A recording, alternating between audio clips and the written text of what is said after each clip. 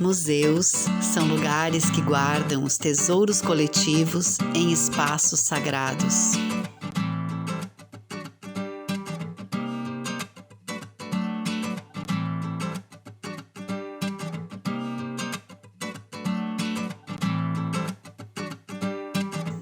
A cidade histórica de Paraty, localizada entre o mar e a montanha, tombada pelo IPHAN e reconhecida como Patrimônio da Humanidade pela Unesco, possui duas instituições museais abertas para visitação: o Museu Forte Defensor Perpétuo e o Museu de Arte Sacra, que está instalado na Igreja de Santa Rita, a mais antiga da cidade, inaugurada em 1722.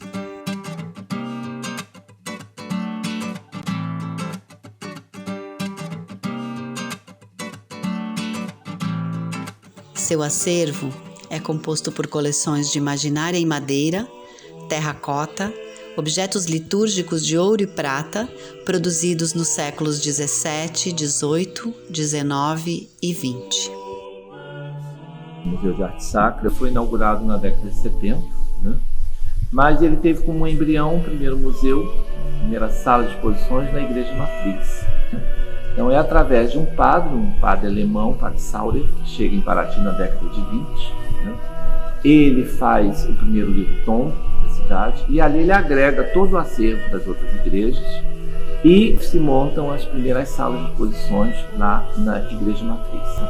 Mas esse museu perdurou por pouco tempo, porque a umidade fez contaminar as vitrines e então o IPHAN resolveu transportar para a Igreja de Santa Rita. Restaurou a Igreja de Santa Rita e aqui abrigou esse acervo todo que já vinha sendo amealhado lá na década de 20. E então o Museu de Arte Sacra é inaugurado num espaço emblemático da cidade de Paraty, que é a Igreja de Santa Rita, uma igreja de 1722, que é uma primitiva capelinha, que se expandiu para esse edifício que a gente tem aqui hoje, que é nessa monumentalidade, em vista de ser anteriormente uma pequena capela. E então o IPHAN, ao longo do tempo, ele vem preservando esse monumento e depois, com o surgimento do IBRAM, no início em 2009, foi requalificada a exposição existente e então foi reaberta ao público em 2015, que é essa fisionomia que a gente tem aqui hoje. O prédio, realmente, como eu disse, é importante, é um dos edifícios bem preservados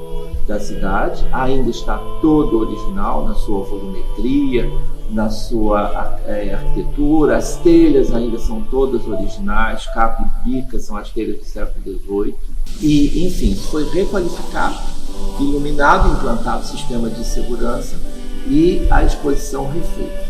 Agora, é interessante porque o acervo que veio, como eu disse anteriormente, da Igreja Matriz é o que está aqui hoje, e é o acervo que ainda é usado pela comunidade nas outras festas tradicionais das outras igrejas e também das comunidades da zona rural. Isso é muito importante porque o acervo não perdeu a sua função litúrgica, A sua museologia, ela é basicamente suspensa por um determinado tempo e aí eles retornam para o seu local de origem, ou para a sua celebração, ou para a sua procissão, E isso perpassando por festas muito significativas dentro da comunidade, A festa do Divino, a Semana Santa, a festa da Padroeira, e a festa do Rosário e até mesmo a festa de Santa Rita aqui, que ainda é celebrada também nesse próprio espaço.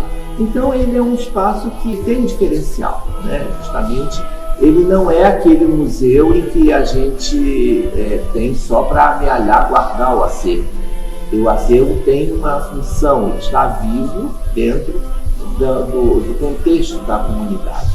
As peças, elas, além de estarem dentro de um contexto religioso, de festas, de um contexto litúrgico, elas também têm uma carga cultural muito grande de conhecimento, elas guardam informações preciosas, E é através do trabalho educativo do museu, além das exposições, é que isso vai sendo cada vez mais consolidado. A educação patrimonial é considerada um instrumento de alfabetização cultural, que propõe envolver a comunidade escolar no reconhecimento e valorização dos bens culturais e das pessoas que formam o patrimônio cultural.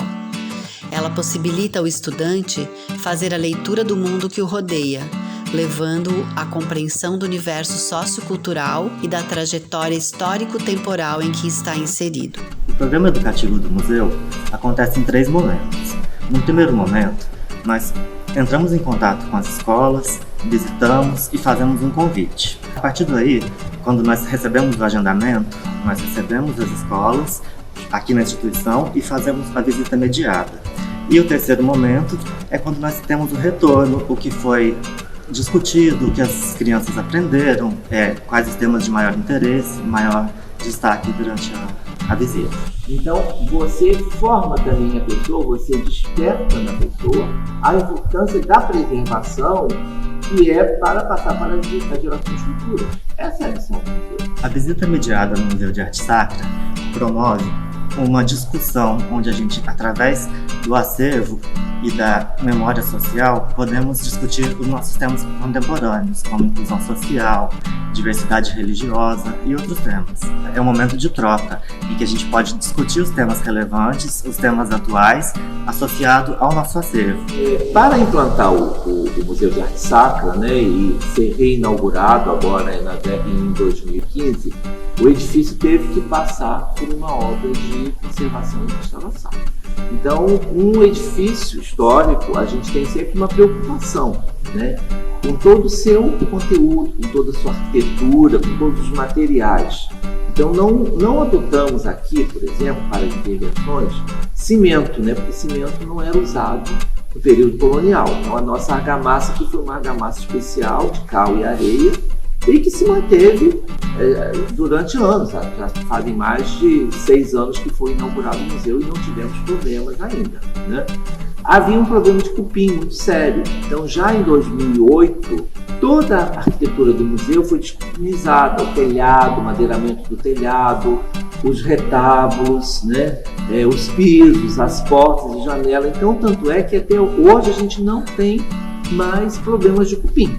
E então tratamos primeiramente da arquitetura. Depois nós tratamos dos retábulos.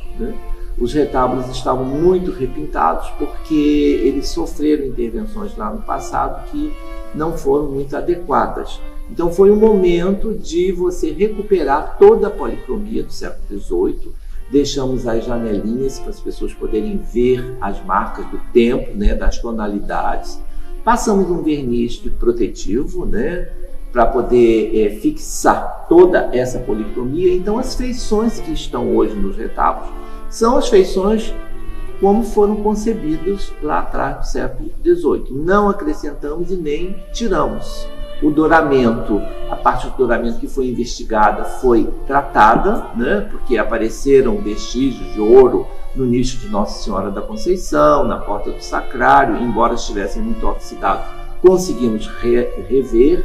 O nicho de Santa Rita também com seu douramento original, a mesa de celebração mais a banqueta, enfim, toda a parte onde tinha ouro, onde tinha douramento foram tratados, e a policromia também das portas, das janelas, e mantivemos inclusive a leitura aproximada. Por quê? Quando a gente pensa que vai tratar de um monumento, a gente não pode pensar que vai tratar só dos materiais, Você também tem que pensar na essência que você vai deixar, na leitura que você vai deixar desses materiais originais, Então foi um trabalho muito criterioso. E para a requalificação da exposição foi contratada uma empresa, e então foram refeitas as vitrines, fizemos um multimídia lá para poder atender melhor a parte do educativo, das visitas, e um carinho muito grande com o que iria colocar nas vitrines, o acervo do museu, o acervo que fica em reserva técnica. Então esse acervo foi tratado, não só a parte de madeira, de tecidos, de papel, foi toda já grande parte já resolvida, até porque o museu trabalha com exposições. Na medida em que a missão dele é também cumprir com esse ideal de preservação, de continuidade, né, através do seu educativo, as nossas vitrines, algumas delas, além das que tratam da linha do tempo do acervo, para haver um entendimento de como iniciou a arte sacra, nós também temos vitrines que a gente troca mensalmente o seu acervo. Então nós temos basicamente um projeto de vitrine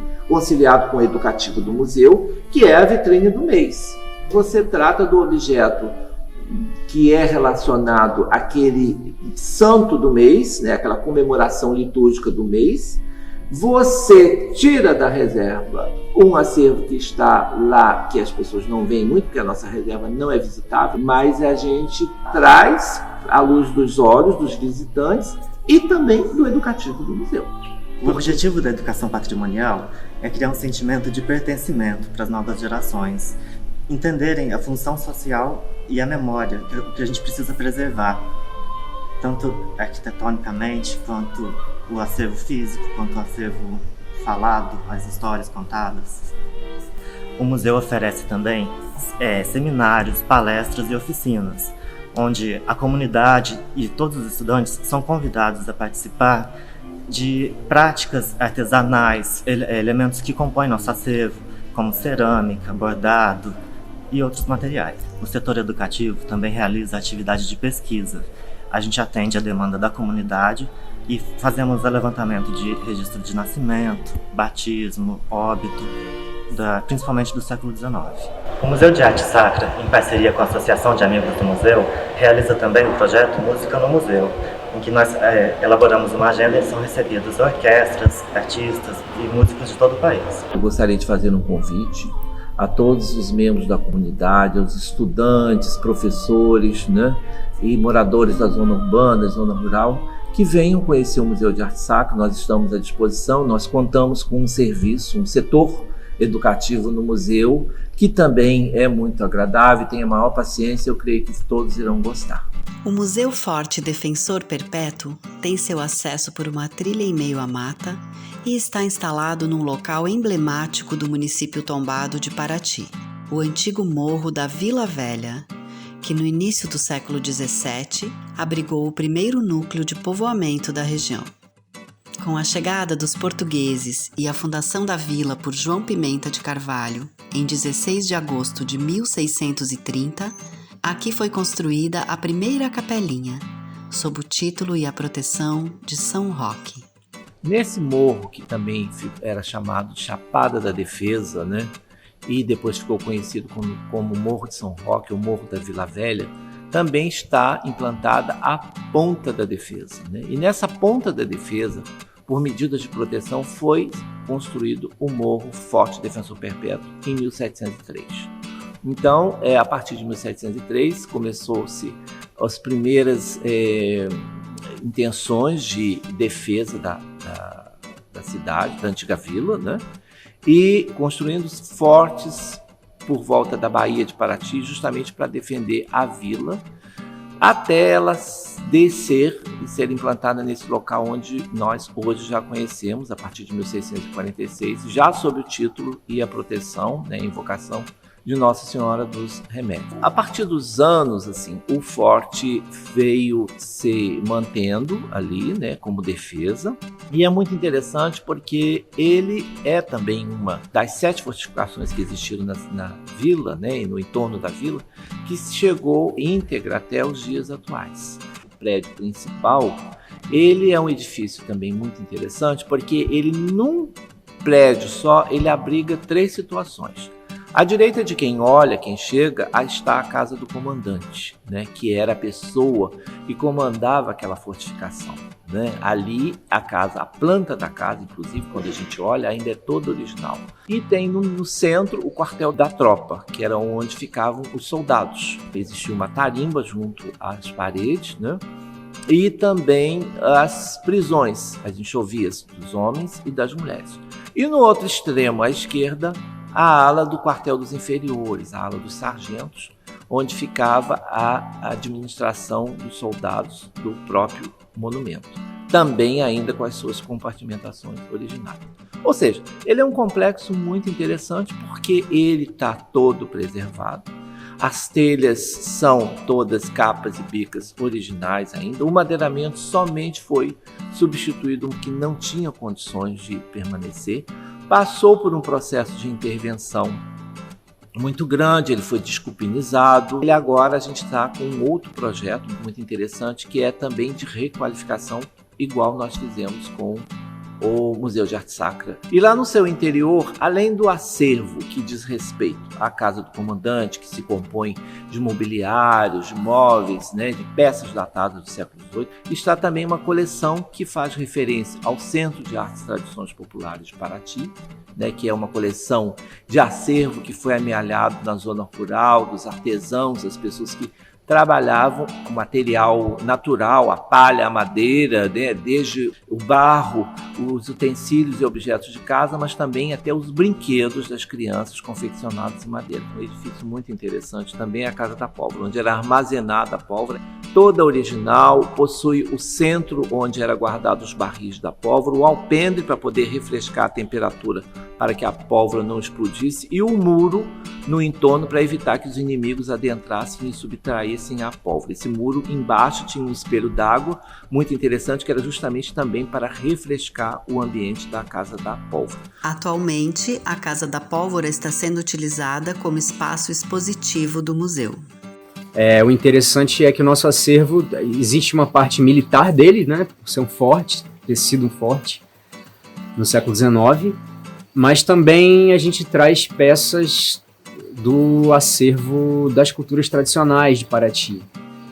Então, você tem peças que dizem respeito a tradições de festividades, como os instrumentos da ciranda, rabecas e violas, quanto instrumentos artesanais de pesca, Você tem covos e tarrafas e muitas peças de diferentes usos feitas pelas culturas tradicionais. O que os estudantes poderão aprender durante uma visita? Bom, principalmente sobre a história sociocultural de Paraty, porque tanto a localização do museu quanto o seu acervo remetem a essa história e também a um passado e que se estende até os dias de hoje, em que a presença dos povos originários e posteriormente da população negra é marcante e desempenha um papel fundamental. É um espaço muito interessante, porque ele recebe turistas, visitantes, estrangeiros, recebe as escolas, também conta com o setor educativo. Os membros do setor educativo dividem as atividades, cada um guia a uma atividade que tenha desenvolvido. E geralmente elas giram em torno de cultura, de patrimônio, de história de Paraty. A gente busca trazer um pouco da realidade da pesquisa, dos documentos e da pesquisa tanto documental histórica quanto arqueológica, aspectos etnográficos. A gente faz passeios com os estudantes. No próprio museu, a gente tem um sambaqui na praia do museu, Então é muito interessante a gente descer. Geralmente a gente faz a primeira atividade já é essa. A gente desce com os estudantes para mostrar o sambaqui da Praia do Forte. No âmbito dos museus, nós usamos o termo educação museal, que privilegia a mediação, seja durante uma visita ou atividade educativa. Então, nossa abordagem é dialógica e também informativa. O Centro Histórico de Paraty é um exemplo de patrimônio material. As casas estão ali simbolizando a arquitetura e a construção daquele período específico. Mas quando a gente fala em cultura e patrimônio imaterial, a gente está falando dos saberes e das práticas. Então, é preciso contextualizar de que tipo de patrimônio nós estamos falando. De um monumento tombado pelo Estado ou de uma ideia ou objeto significativos para uma determinada população ou comunidade. Um exemplo bem concreto e local é o da canoa caiçara, que tem uma importância simbólica e identitária enorme. Apesar da canoa ser algo material, mas o saber fazer a canoa é um aspecto imaterial da cultura caiçara, né? Nosso programa educativo e cultural prioriza o atendimento às escolas públicas do município. Geralmente, nós convidamos os professores e estudantes que recebemos para uma visita à exposição permanente e também para conhecer o entorno do museu. Após essa visita, nós propomos uma atividade prática, tendo como base o acervo em exposição. O agendamento pode ser feito pelo telefone ou na página do museu no Facebook. Fica um convite a todas e todos para nos visitar. Além dessas visitas eventuais, a gente mantém uma formação com uma turma do curso normal do Colégio Sembra, que é o maior colégio da cidade. E isso é um projeto que começou em 2018, a gente fez 2018 e 2019, e aí depois paramos por causa da pandemia, mas é um projeto muito interessante. O curso normal é um curso muito importante da cidade, né? Um curso de formação de professores, e é muito legal a gente ter conseguido fazer essa parceria com o Sembra, que é para dar uma formação que integra o estágio curricular, né, desses estudantes. A gente desenvolveu em 2019 um material paradidático, que é um livreto chamado Uma Breve História de Paraty, e é um material que serve, acredito que sirva bem de apoio para professores daqui que queiram falar sobre a história de Paraty com seus alunos. Foi logo antes da pandemia, a gente teve uma apresentação de jongo com uma oficina de jongo, que foi muito legal. A gente teve um pouco antes uma roda de ciranda caiçara, que foi bem interessante também. A gente fez uma exposição que se chamava Os Nomes da Ciranda, e fazia parte de um projeto maior que era um projeto Paraty Ciranda.